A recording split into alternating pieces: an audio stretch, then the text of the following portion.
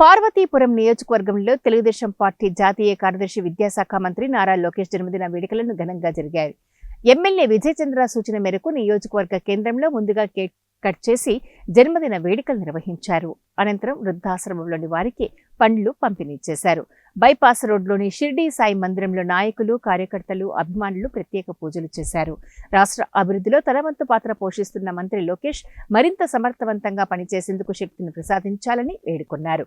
కార్యక్రమంలో పట్టణ మండల టీడీపీ నాయకులు, అభిమానులు పాల్గొన్నారు. మన యువ నాయకులు మన లోకేష్ బాబు గారు జన్మదిన వేడుకని జరుపుకోవడం మన నియోజకవర్గం అందరికీ కూడా ఆనందదాయకం. ఈరోజు తెలుగుదేశం పార్టీ ప్రభుత్వం అయితేనేమి, కూటమి ప్రభుత్వం అయితేనేమి అధికారంలోకి రావడానికి ప్రధానమైన కారణం మన యువ నాయకులు లోకేష్ బాబు గారు యువగలం పేరుతో ఆ రోజు పాదయాత్ర చేశారు. అలాగే ఈరోజు సభ్యత్వాలు 1 కోటికి పైగా సభ్యత్వాలు